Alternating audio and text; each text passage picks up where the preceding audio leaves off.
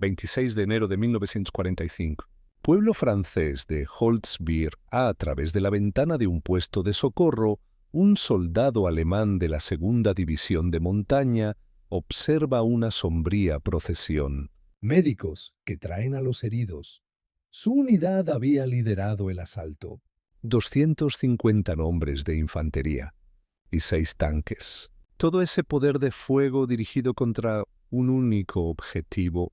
Un solitario teniente estadounidense sobre un cazacarros en llamas, su única defensa. Una sola ametralladora. En menos de 60 minutos, aquella formidable fuerza de asalto quedó diezmada.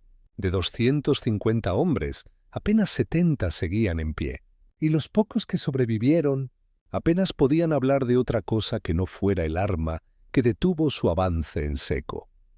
Este formidable instrumento no era un prototipo secreto, ni una maravilla tecnológica diseñada en laboratorios clandestinos. Era simplemente una ametralladora estadounidense, cuyos primeros modelos habían salido de fábrica en 1933. Esta arma, la ametralladora pesada, Browning M2 calibre .50, estaba destinada a convertirse en la pieza de artillería más temida de todo el arsenal estadounidense.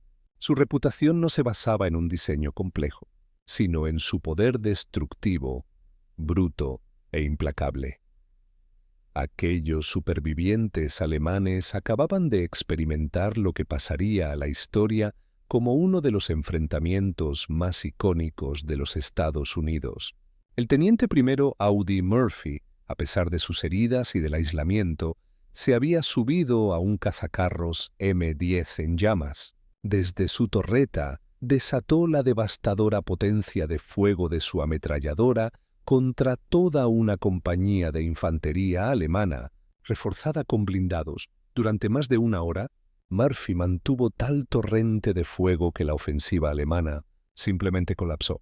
La citación oficial para su medalla de honor, presentada el 2 de junio de 1945, confirmaría más tarde que había infligido unas 50 bajas a la fuerza atacante. La cruda realidad de las heridas causadas por los proyectiles calibre .50 pronto se hizo familiar para el personal médico alemán. A diferencia de las balas de fusil estándar, los proyectiles .50 provocaban una aniquilación tisular catastrófica. La inmensa energía cinética significaba que un impacto en una extremidad a menudo requería la amputación. Un impacto en el torso era casi siempre letal. Los hospitales de campaña aprendieron rápidamente a identificar a las víctimas del calibre .50 por sus lesiones, tan graves como distintivas. El personal médico poco podía ofrecer más allá del consuelo. Muchos de los heridos, trágicamente, ni siquiera llegaban hasta allí, pero las repercusiones iban más allá de lo físico. Las unidades alemanas sometidas al fuego prolongado del calibre .50 experimentaban tasas mucho más altas de trauma psicológico y agotamiento. Los oficiales médicos documentaron cómo los soldados, incluso los ilesos, mostraban síntomas pronunciados de estrés severo. La escalofriante constatación de que buscar cobertura no ofrecía ninguna garantía, de que el destino de un hombre dependía de la pura suerte y no de la habilidad, cultivó una abrumadora sensación de impotencia, un coste psicológico con profundas implicaciones militares. Sin embargo, la acción en Holzwig no fue una anomalía. Desde los densos setos de Normandía hasta los bosques nevados de las Ardenas, desde los desiertos del norte de África hasta los cielos sobre la propia Alemania, los soldados de todas partes aprendieron a reconocer y a temer un sonido en particular. Era el rugido profundo, rítmico y atronador de la M2 Browning, disparando casi 600 proyectiles por minuto. Cada uno de ellos capaz de perforar blindajes ligeros, desgarrar el hormigón y causar una devastación irreconocible. Este cambio del escepticismo inicial al terror absoluto había comenzado 3 años antes. El impacto de la destreza industrial estadounidense no se mediría en cifras de producción, sino en las desgarradoras experiencias de quienes se enfrentaron a esta arma y vivieron para contarlo. Lo que descubrieron destrozó su comprensión del combate moderno y reveló una profunda verdad sobre la filosofía militar estadounidense. Estados Unidos no había diseñado el arma más avanzada, sino algo mucho más amenazador. Habían creado el arma de dotación más fiable, más extendida, y en última instancia, la más psicológicamente devastadora jamás concebida. Pero el odio arraigado hacia esta arma no nació del miedo, sino de un profundo desdén. Ese desprecio se consolidó en un día y un lugar concretos, el 6 de septiembre de 1943, en los cielos sobre Stuttgart. Una formidable formación de 388 fortalezas volantes B-17 avanzaba hacia el corazón industrial de Alemania, marcando el primer gran ataque aéreo diurno sobre la ciudad. En los cielos de Europa, los escuadrones de cazas de la Luftwaffe despegaban en una carrera contra el tiempo. Entre sus filas había veteranos, pilotos que se jactaban de haber derribado decenas de aviones aliados en 2 años de combate implacable. Su confianza residía en sus formidables Focke-Wulf 190, cada uno armado con 4 cañones de 20 milímetros y 2 ametralladoras de 13. Siguiendo la doctrina de combate estándar, los pilotos alemanes iniciaban sus pasadas de ataque desde una posición alta y adelantada, listos para enfrentarse a los pesados bombarderos americanos. A 800 metros desataron su andanada. Los cañones rugieron y los proyectiles trazaron estelas de fuego hacia las fortalezas volantes. Entonces, un fenómeno sin precedentes se manifestó, uno que alteraría para siempre la percepción alemana de la guerra aérea. Los propios bombarderos estallaron en una furia de fuego, pero no era el humo que indicaba un impacto fatal. Eran los fogonazos intensos de sus propias armas. Cada B-17 transportaba la intimidante cifra de 13 ametralladoras Browning M2, una formación típica de 36 bombarderos. Representaba la colosal cifra de 468 ametralladoras pesadas, todas disparando el idéntico cartucho Browning calibre .50, un proyectil letal hasta a casi 2.000 metros de distancia. La potencia de fuego defensiva de una sola formación superaba los 6.000 disparos por minuto, construyendo una barrera o un impenetrable de acero que ningún caza podía atravesar con seguridad. Los pilotos alemanes sintieron cómo sus aviones vibraban violentamente, mientras los proyectiles calibre .50 desgarraban alas, motores y cabinas. Se retiraron en picada con aviones que escupían humo y líquido hidráulico. Aunque la incursión costó a los americanos 45 B-17, las pérdidas de la Luftwaffe fueron devastadoras, especialmente para unidades que luchaban por reemplazar a sus pilotos más experimentados. Pero lo que aquellos pilotos aún no comprendían era que se enfrentaban a algo más que un arma. Se encontraban con una filosofía de guerra. Los americanos habían resuelto el desafío de la defensa no con tecnología sofisticada, sino con un diluvio de potencia de fuego puro y abrumador. Cada B-17G solía transportar entre 5.000 y 7.000 proyectiles de munición calibre .50. Los pilotos de la Luftwaffe habían sido entrenados para respetar los cañones de 20 y 30 milímetros, capaces de destruir un bombardero de un solo disparo preciso. Habían aprendido a temer los proyectiles explosivos. Sin embargo, el proyectil americano calibre .50 no explotaba. No lo necesitaba. Este masivo proyectil, de media pulgada de diámetro, viajando a casi 900 metros por segundo, simplemente obliteraba todo lo que golpeaba, alas, motores, depósitos de combustible e incluso a los pilotos. Para octubre de 1943, la verdadera y aterradora naturaleza de esta amenaza comenzaba a ser comprendida. El Oberleutnant Heinrich Wormhella, un as con 93 victorias, resumió la experiencia en una carta a su familia. Atacar a los americanos es volar a través de una tormenta de acero. Ves los proyectiles trazadores, 1 de cada 5, y sabes que por cada uno que ves, otras 4 balas que no puedes ver pasan volando. Cuando te acercas al alcance efectivo, ya estás dentro de su zona de aniquilación. En respuesta, los alemanes adaptaron sus tácticas. Experimentaron con asaltos frontales, picando desde arriba, ascendiendo desde abajo, pero ningún enfoque por sí solo produjo un éxito consistente. La razón era simple. Los artilleros americanos se beneficiaban de campos de tiro superpuestos, meticulosamente diseñados. Un ataque frontal era recibido por las ametralladoras de proa y la torreta superior.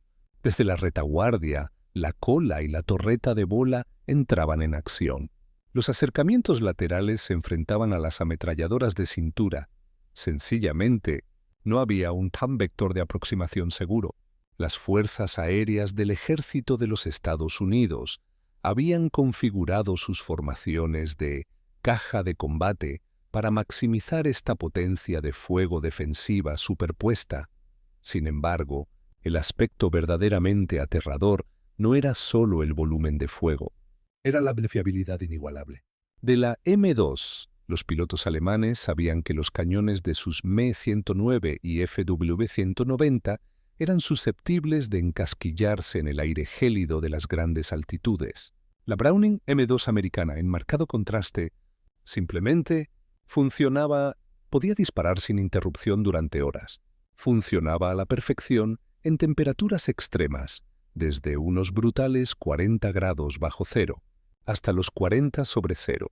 Incluso seguía disparando después de ser alcanzada por fuego enemigo, manteniendo sus proyectiles en el aire mientras sus cañones brillaban al rojo vivo. Y en tierra, los equipos americanos, gracias a su diseño modular, podían reemplazar un cañón sobrecalentado en cuestión de minutos, permitiendo que el arma reanudara su mortal tarea, sin perder el ritmo.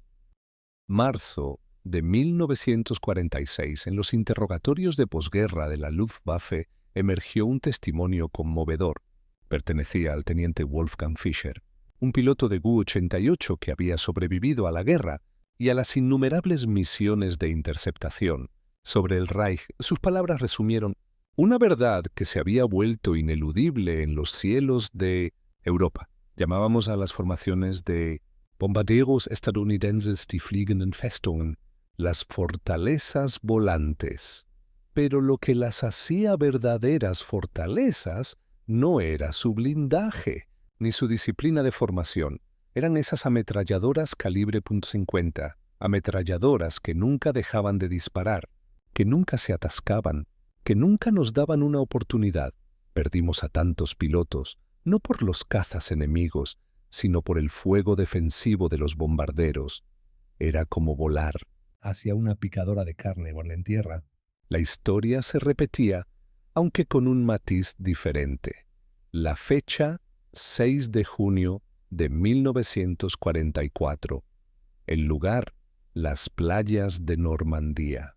Al frente de elementos de la 21ª División Panzer se encontraba el Oberst Hans von Luck, un oficial extraordinario, veterano condecorado de El Alamein y futuro autor de las aclamadas memorias Panzer Commander. Su división fue una de las primeras en enfrentarse a las fuerzas estadounidenses en combate terrestre prolongado, y lo que von Luck observó fue impactante. La doctrina militar estadounidense exigía una cosa: la ametralladora calibre .50. En prácticamente cada vehículo, los jeeps las llevaban, los camiones las transportaban, los semiorugas las montaban, los tanques las exhibían sobre sus torretas. Incluso los vehículos de suministro estaban equipados con ellas. Los estadounidenses habían logrado algo que los alemanes ni siquiera habían contemplado: una cobertura exhaustiva de ametralladoras pesadas en toda su estructura de fuerza. En sus memorias, von Locke documentó las profundas implicaciones de esta realidad. Nos habían dicho que nuestro entrenamiento y nuestra doctrina táctica superarían la ventaja material estadounidense. En Normandía aprendí la verdad. Los estadounidenses no necesitaban tácticas superiores. Tenían suficiente munición para cometer errores y, aún así, ganar. Sus ametralladoras calibre .50 estaban en cada vehículo, en cada posición, disparando continuamente. No podíamos movernos a la luz del día. Cualquier intento de maniobrar atraía un fuego inmediato y abrumador. El impacto psicológico fue tan devastador como las bajas físicas. Y aquí reside la ironía. El ejército alemán había construido su doctrina de infantería en torno a la ametralladora. La MG-34 y su legendaria sucesora, la MG-42, eran armas excepcionales. Disparando a 1.200 proyectiles por minuto, la MG-42 se ganó un sombrío apodo por parte de los aliados, la motosierra de Hitler. Pero los alemanes no habían previsto la magnitud del despliegue estadounidense. Una sola división blindada que avanzaba por Francia podía desplegar cientos de ametralladoras calibre .50. Los convoyes de suministro empleaban un patrón de fuego simple, pero altamente eficaz. Un vehículo disparaba a la derecha, el siguiente a la izquierda. Cubrían ambos flancos y anulaban las emboscadas alemanas, resultando letales contra los equipos de Panzerfaust. Las columnas blindadas, por su parte, utilizaban lo que llamaban reconocimiento por fuego. En lugar de avanzar con cautela, las unidades estadounidenses desataban un fuego continuo con sus calibre .50 contra cualquier ubicación sospechosa. Líneas de árboles, granjas, muros de piedra, setos. Este diluvio de fuego suprimía las posiciones alemanas ocultas, o las obligaba a responder, revelando su ubicación. Esta táctica llevó a los soldados alemanes al borde de la desesperación. Veteranos del Frente Oriental, hombres que creían haberlo visto todo contra los soviéticos, se encontraron de frente con la abrumadora doctrina de potencia de fuego estadounidense. En los interrogatorios, los líderes de pelotón alemanes capturados en Normandía articularon la cruda diferencia. Contra los rusos, nos enfrentamos a ataques de oleadas humanas y bombardeos de artillería. Contra los estadounidenses nos enfrentamos a un fuego de ametralladoras que nunca cesaba. Disparaban a todo, disparaban a nada, disparaban para obligarnos a mantener la cabeza agachada, para impedirnos movernos, disparaban, porque tenían munición ilimitada y nosotros no.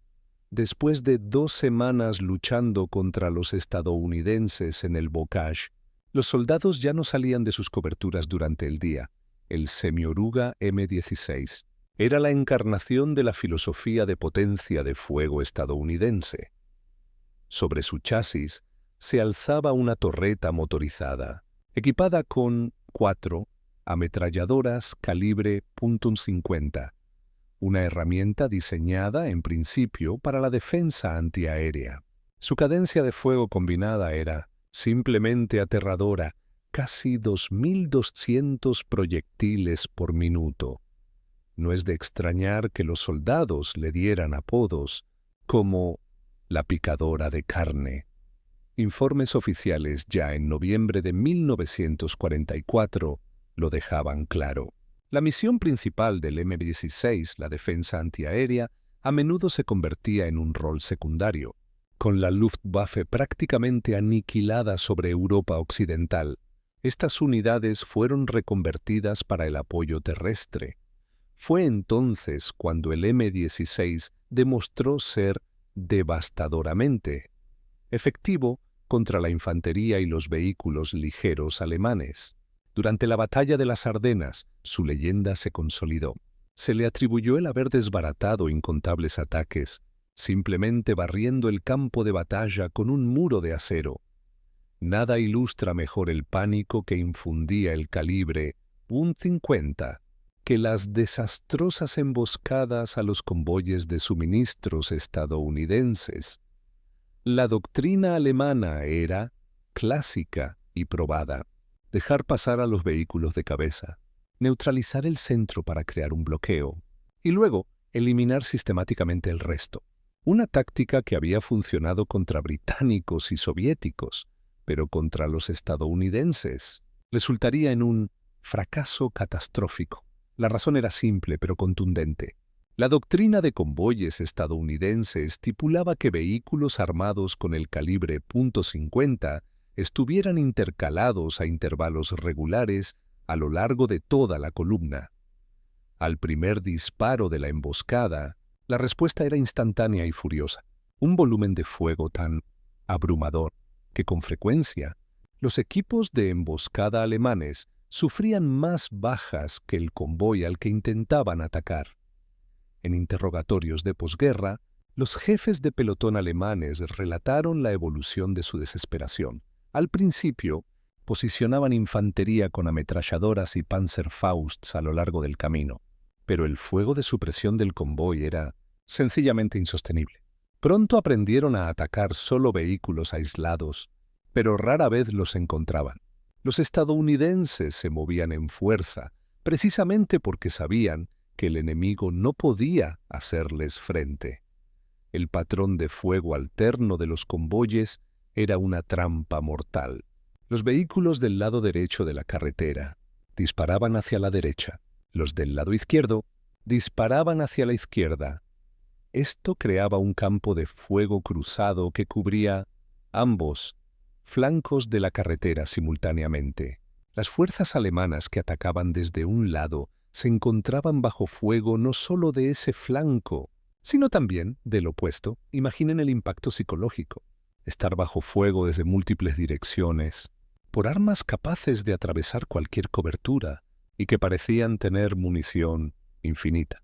Las emboscadas exitosas se volvieron virtualmente imposibles.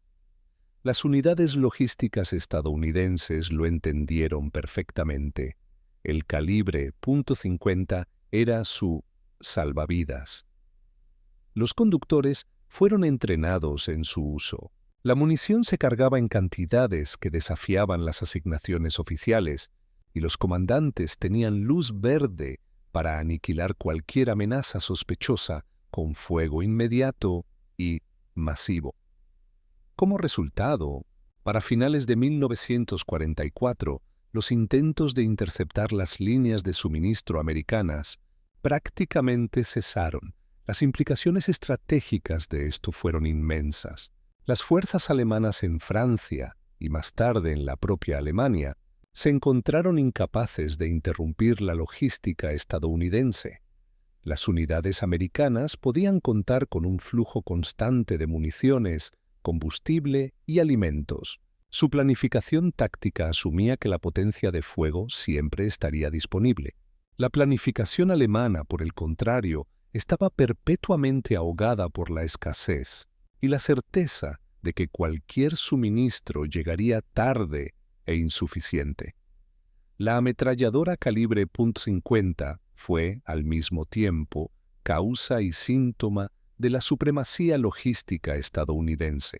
Era un arma poderosa porque la industria de una nación podía producir su munición en cantidades colosales, y sostuvo el avance porque su fiabilidad garantizaba que cada bala encontraría su devastador propósito. Cuando los soldados alemanes observaban los arcos del fuego trazador estadounidense en la noche, entendían algo fundamental. No estaban presenciando un simple gasto de munición, sino la prueba tangible de una capacidad industrial que su propia nación jamás podría igualar. Sonido sutil de motores de avión en la distancia. El terror también llegaba desde los cielos. El Republic P-47 Thunderbolt, apodado afectuosamente el Juke por sus pilotos, era una bestia erizada con 8 ametralladoras.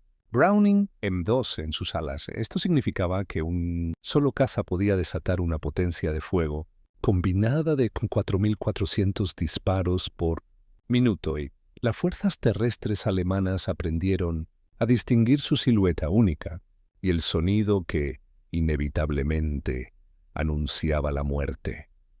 Una pasada de una escuadrilla de 4 P-47 significaba 32 ametralladoras calibre .50 convergiendo en una misma zona. Se acercaban a una velocidad tremenda Cuando dos filosofías de guerra chocaron, el resultado fue decisivo. La superioridad material estadounidense se impuso. Fue en el combate urbano, donde el calibre .50 reveló una de sus facetas más devastadoras. A medida que las fuerzas estadounidenses avanzaban por las ciudades de Francia y más tarde de Alemania, esta arma demostró ser indispensable. Su misión: suprimir los bastiones enemigos en el interior de los edificios y desmantelar estructuras enteras. El inmenso poder del proyectil le permitía perforar múltiples paredes. La mampostería, que podía detener fácilmente el fuego de un fusil, apenas ofrecía protección contra una ráfaga del calibre .50. Los comandantes de tanques estadounidenses no tardaron en adaptar sus tácticas. Incorporaron el calibre .50 montado en sus torretas para suprimir sistemáticamente las ventanas de los pisos superiores y las posiciones en los tejados. Antes de cada avance, la técnica era engañosamente simple, pero de una eficacia devastadora. Un tanque se detenía en una esquina. Su comandante barría metódicamente las fachadas de los edificios con fuego continuo, neutralizando cualquier posible posición enemiga. Este asalto sostenido obligaba a los defensores alemanes a buscar refugio, permitiendo que la infantería aliada avanzara. Luego, el tanque se movía a la siguiente intersección y repetía el proceso. Los equipos alemanes de Panzerfaust, reconocidos por su letalidad en entornos urbanos, se encontraron incapaces de operar. Para disparar un Panzerfaust, un soldado debía exponerse, así fuera por un instante. Pero la doctrina estadounidense exigía fuego continuo sobre cualquier posición sospechosa. Esta combinación hizo que los ataques exitosos con Panzerfaust fueran una rareza, siempre que la coordinación de armas combinadas fuera la correcta.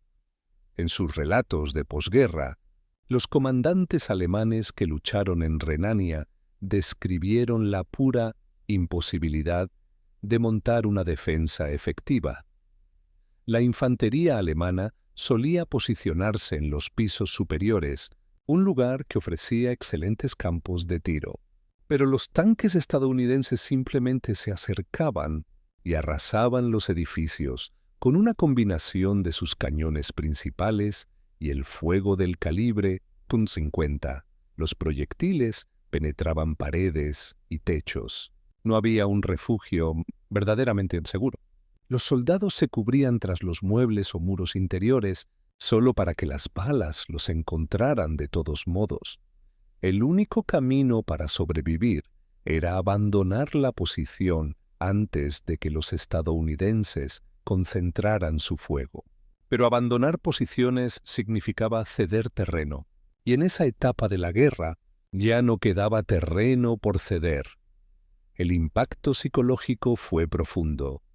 Los soldados alemanes entendían, intelectualmente, que los edificios proporcionaban ocultación, pero no cobertura real. Sin embargo, el instinto humano de buscar refugio detrás de algo sólido era abrumador. Ser testigo de cómo esas balas atravesaban muros de piedra de 1 metro de espesor y continuaban su viaje a través de varias habitaciones destrozaba cualquier sensación de seguridad. Los soldados se sentían expuestos incluso estando ocultos. Vulnerables. Incluso estando protegidos, esta erosión psicológica era acumulativa. Un soldado podía sobrevivir a un enfrentamiento y luego a otro, pero cada vez observaba cómo el fuego desmantelaba lo que debía ser un refugio seguro. Finalmente, el estrés acumulado de saber que ninguna posición era segura rompió, irrevocablemente su efectividad en combate. Las unidades comenzaron a abandonar sus posiciones sin siquiera ser asaltadas directamente, simplemente porque sabían que la potencia de fuego estadounidense inevitablemente las haría insostenibles.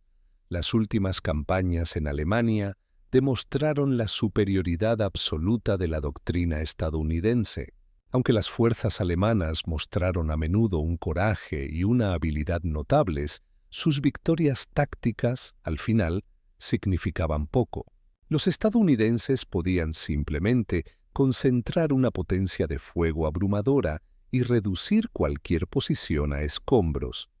La ametralladora calibre .50 se erigió como la piedra angular de esta prodigiosa potencia de fuego.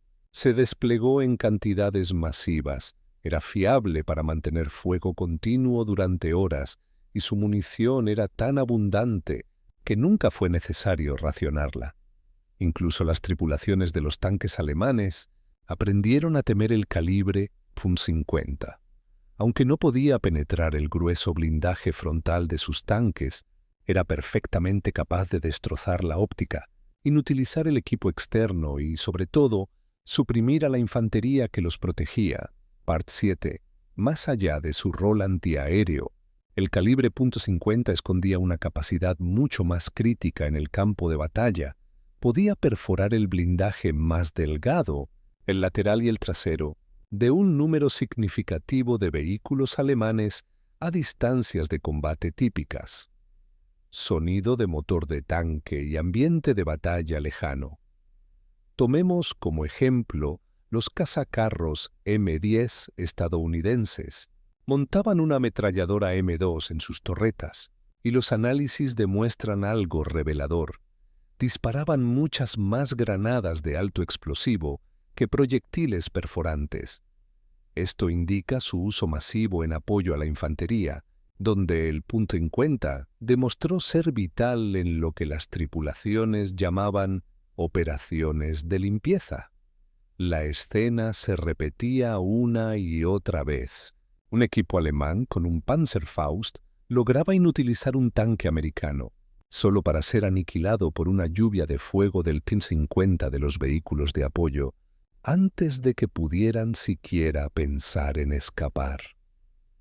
La música se vuelve más ominosa y lenta.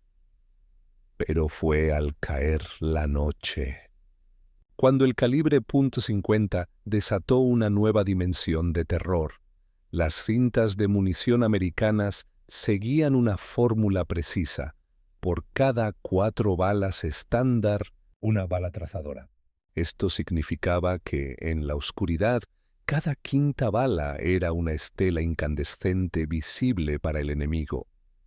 Para el soldado alemán, esto significaba que cada ráfaga enemiga dibujaba en la oscuridad arcos de luz, líneas que paradójicamente parecían moverse con una lentitud casi hipnótica, pero que llegaban con una velocidad y una fuerza devastadoras. El impacto psicológico era inmenso. El soldado podía, literalmente, ver cómo la muerte se acercaba. Podía observar las trazadoras convergiendo hacia su posición, sabiendo que por cada estela de luz que veía, otras 4 balas invisibles viajaban por la misma trayectoria mortal. El instinto de agacharse era inútil. Para cuando el cerebro registraba la luz, los proyectiles ya habían llegado. Mientras los veteranos aprendían a ignorar el hipnótico baile de las trazadoras, los reclutas a menudo quedaban paralizados, fascinados por el espectáculo letal, hasta que ya era demasiado tarde. Silencio breve, luego la música regresa con más intensidad. Las fuerzas estadounidenses no tardaron en explotar este efecto psicológico. La táctica se conocía como reconocimiento por fuego. Ráfagas continuas de calibre .50 barrían las posiciones enemigas sospechosas, iluminando sectores enteros del frente. El testimonio de un líder de pelotón alemán, capturado cerca de Aquisgrán, lo resume con una claridad escalofriante. La música se desvanece casi por completo. La voz del narrador cambia a un tono más personal, casi citando. Por la noche puedes verlos disparar, incluso cuando ellos no te ven a ti. Disparan a los sonidos, al movimiento, a la nada. Las trazadoras te muestran de dónde viene la muerte. Y no puedes escapar. Observas los chorros de fuego y sabes que detrás de cada trazadora hay 4 balas más. Calculas. Un arma disparando por 10 segundos te envía 50 proyectiles. Ves 10 estelas de luz y sabes que hay 40 proyectiles más en el aire. Entonces te das cuenta de que no es un arma, son 5 o 10. Las matemáticas de eso son aterradoras. No sobrevives a eso por habilidad o por coraje. Sobrevives únicamente por suerte. Pausa dramática. La música regresa lentamente. Los alemanes, por supuesto, también tenían munición trazadora, pero su doctrina era radicalmente diferente. Disciplina de fuego. Una tripulación de ametralladora alemana disparaba una ráfaga corta con trazadoras para confirmar el blanco y luego cambiaba a munición estándar para conservar proyectiles. Los americanos, en cambio, disparaban cintas enteras continuamente mezcladas. El resultado era una dominancia visual, abrumadora en el campo de batalla nocturno. Y esta dominancia tenía ventajas tácticas. Un comandante estadounidense podía ver su propio fuego y corregirlo en tiempo real. Si las trazadoras se quedaban cortas, el artillero lo sabía al instante. El fuego alemán, en comparación, era un disparo a ciegas. Los americanos recibían una retroalimentación visual superior, permitiéndoles concentrar su potencia de fuego con una eficacia que sus enemigos no podían igualar.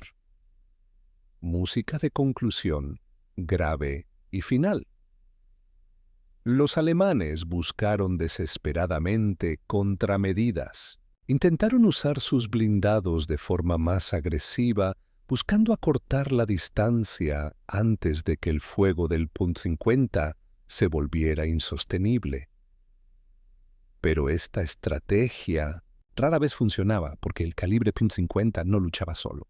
La artillería americana y el apoyo aéreo castigaban a los blindados alemanes a larga distancia, forzándolos a combatir precisamente en ese rango mortal, donde el rugido del Amadeus se convertía en la banda sonora de su aniquilación. La música llega a su clímax y se desvanece. En el campo de batalla había un sonido que dominaba a todos los demás. El del fuego de calibre .50 era simplemente el más potente. Los alemanes intentaron contrarrestarlo con tácticas de infiltración, moviéndose al amparo de la noche y el mal tiempo, cuando la visibilidad estadounidense era limitada.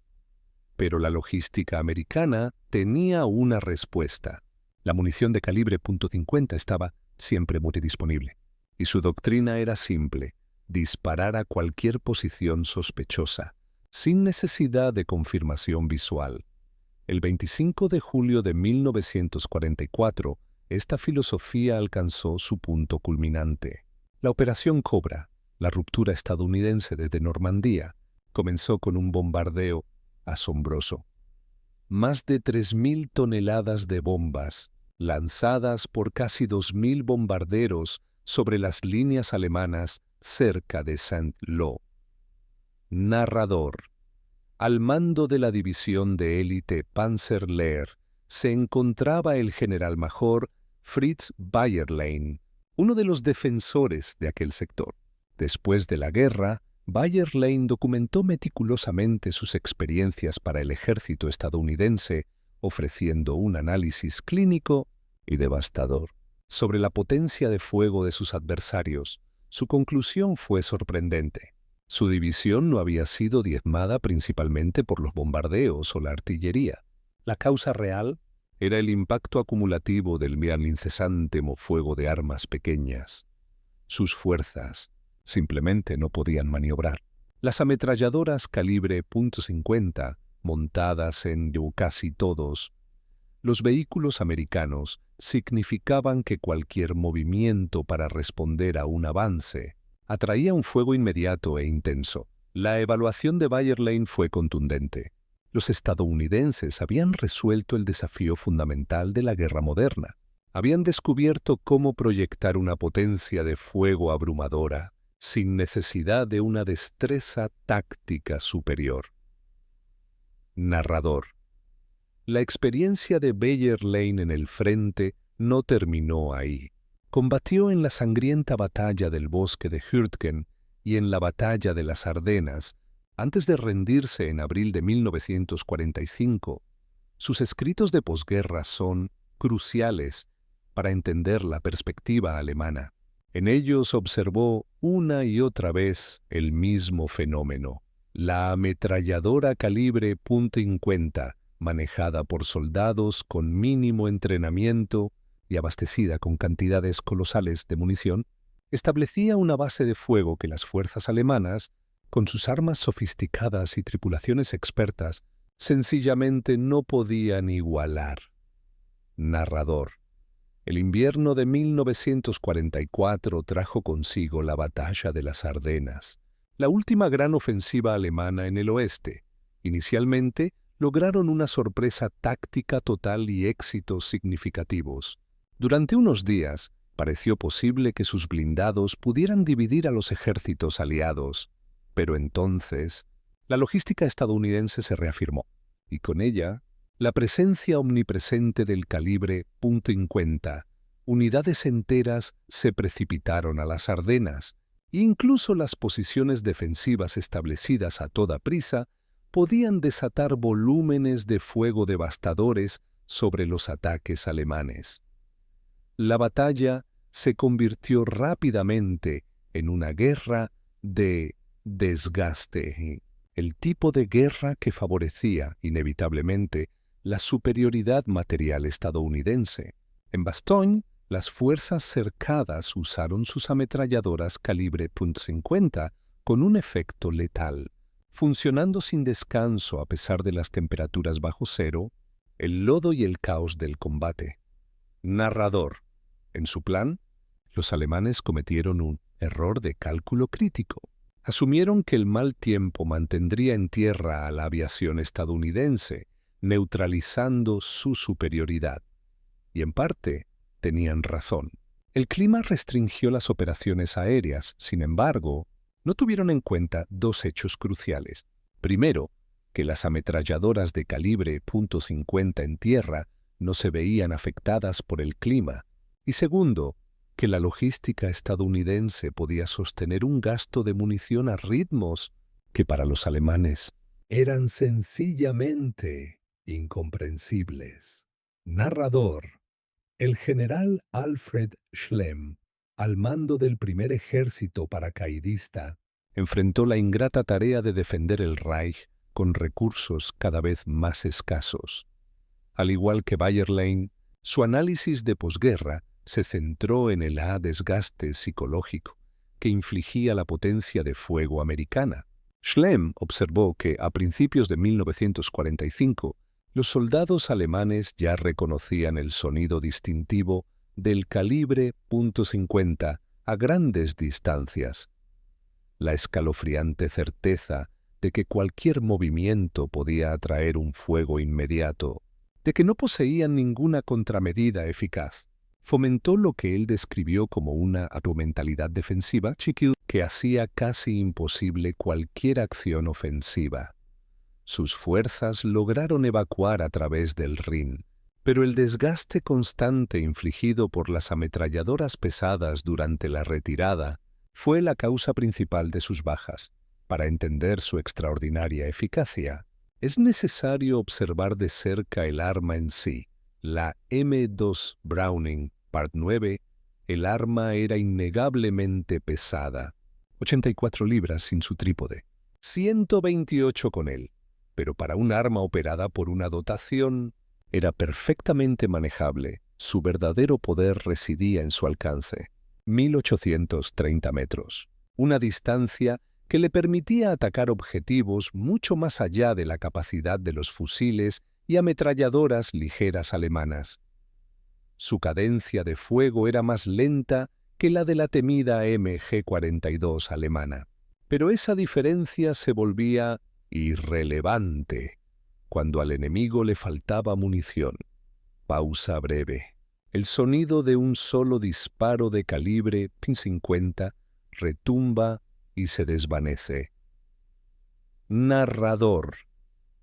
El cartucho Browning calibre .50 era una fuerza de la naturaleza. El proyectil estándar alcanzaba una velocidad de casi 3.000 pies por segundo. Sus variantes perforantes podían atravesar el blindaje de semiorugas y vehículos de reconocimiento a 500 metros. Otras, incendiarias, estaban diseñadas para hacer estallar tanques de combustible y depósitos de munición al impacto. Esta capacidad integral significaba una cosa: aunque no podía detener a un tanque pesado como el Tiger o el Panther de frente, sí podía destrozar sus flancos, reventar sus motores y aniquilar piezas de artillería a distancias donde el fuego de respuesta era simplemente inútil. Transición musical suave, evocando historia e industria. Narrador. La legendaria fiabilidad de la M2 se arraigaba en un diseño fundamentalmente robusto. Concebido por John Browning durante la Primera Guerra Mundial, el diseño evolucionó desde un engorroso modelo refrigerado por agua hasta la versión M2 refrigerada por aire, adoptada en 1933. Era más ligera, más simple, pero conservaba su fiabilidad inherente. Pero su verdadero genio no solo residía en su diseño, sino en la escala de su producción. Gigantes industriales estadounidenses como Colt, Frigidaire y ASSI Spark Plug produjeron colectivamente casi 2 millones de ametralladoras de este calibre durante la guerra. Esta escala de producción sin precedentes aseguró algo fundamental: las fuerzas estadounidenses nunca carecieron de ellas, ni de sus piezas de repuesto. La música se vuelve más confrontacional y dramática. Narrador. Los alemanes intelectualmente comprendían el desafío. En muchos aspectos, su propio armamento era más sofisticado. La MG-42 era posiblemente superior como arma de escuadrón, pero la sofisticación resultó ser insignificante frente a una superioridad material abrumadora. Los estadounidenses habían construido un arma suficientemente buena para cada rol que necesitaba cumplir, y la produjeron en cantidades que permitían su despliegue universal. Cada bombardero llevaba 13 M2. Cada caza P-47 Thunderbolt llevaba 8. Cada vehículo de combate estadounidense estaba equipado con al menos una. El arma era omnipresente, siempre disponible, siempre provista de abundante munición, y funcionaba impecablemente. Cada vez que se apretaba el gatillo, pausa dramática, la música baja a un tono ominoso y psicológico. Narrador. El impacto psicológico en las fuerzas alemanas fue acumulativo y absolutamente devastador. No se trataba de un solo encuentro, sino del efecto a largo plazo ineludible, el conocimiento constante y escalofriante de que el enemigo podía aplicar una potencia de fuego absoluta sobre cualquier objetivo, en cualquier momento y desde cualquier lugar. Esto no era una cuestión de cobardía. Los soldados alemanes eran veteranos curtidos que habían luchado por toda Europa, muchos habiendo enfrentado los brutales asaltos soviéticos en el frente oriental. Pero había algo singularmente desmoralizador en el enfoque estadounidense de la guerra. Los soviéticos podían desplegar oleadas humanas y artillería pulverizadora. Los británicos podían exhibir excelencia táctica, pero los estadounidenses simplemente aplicaban recursos materiales abrumadores y disparaban sin tregua, hasta que toda resistencia colapsaba. Para los oficiales alemanes, motivar a sus hombres para el ataque se había convertido en una tarea casi imposible. Sabían que cualquier avance sería recibido con un diluvio inmediato. Un muro de fuego de calibre .50, la infantería alemana, simplemente se negaba a maniobrar durante el día. Los vehículos blindados buscaban refugio, apiñándose en la escasa cobertura disponible. En lugar de avanzar, la iniciativa táctica pasó permanentemente a manos de los estadounidenses. Y no fue por una táctica superior o un mejor entrenamiento. Fue porque la doctrina estadounidense, fundamentada en munición casi ilimitada y armas de una fiabilidad absoluta, dejó obsoleta a la doctrina alemana. El odio que los soldados alemanes sentían por el calibre .50 era profundo. Era el resentimiento del artesano experto frente al poder más impersonal de la producción en masa, el de guerreros experimentados, enfrentados a la fría y dura realidad de la guerra industrial. El calibre .50 simbolizaba todo lo que les resultaba ajeno de la guerra norteamericana: el gasto casual casi derrochador de munición, la dependencia sin complejos de la pura superioridad material en lugar de la habilidad individual, la voluntad de aniquilar un objetivo en lugar de capturarlo o rodearlo. No eran los métodos de un soldado tradicional europeo, eran los métodos de una superpotencia industrial, una que había calculado fríamente que el gasto material era, en última instancia, más barato que las vidas humanas, y demostrablemente más efectivo que cualquier alarde de elegancia táctica. Tras la guerra, las evaluaciones de historiadores y exoficiales alemanes fueron sorprendentemente unánimes. La ametralladora americana calibre .50 no fue el arma más sofisticada de la Segunda Guerra Mundial. No era la más rápida, ni la más precisa, ni la más ligera, fue sencillamente la más efectiva. Su efectividad nacía de una combinación inigualable: fiabilidad, omnipresencia y un apoyo logístico abrumador. Pero el arma era solo una parte de la ecuación. El sistema industrial que la fabricó por millones, que la abasteció con miles de millones de cartuchos y que la empleó bajo una doctrina que aceptaba el gasto como el precio de la victoria. Ese sistema fue lo que finalmente derrotó a Alemania. Quizás nada demuestra mejor el legado de la M2 Browning que su servicio ininterrumpido. Más de 80 años después de su producción inicial, el arma sigue en servicio activo con el ejército de los Estados Unidos y fuerzas armadas de todo el mundo. Ha sobrevivido a todos los sistemas de armas que se le opusieron en la Segunda Guerra Mundial y ha servido en cada conflicto estadounidense desde entonces hasta hoy. Esta notable longevidad no solo refleja la solidez de su diseño, sino también la innegable eficacia de la filosofía militar que encarna. Las implicaciones estratégicas más profundas solo se hicieron evidentes en retrospectiva. El alto mando alemán había operado bajo la suposición de que el entrenamiento superior y la excelencia táctica podrían compensar la ventaja numérica estadounidense. Esta suposición resultó ser catastróficamente falsa. La ametralladora calibre .50 demostró de forma decisiva una nueva verdad: que las armas adecuadas, producidas en masa y suministradas sin límite, superan inequívocamente a las armas sofisticadas de producción limitada.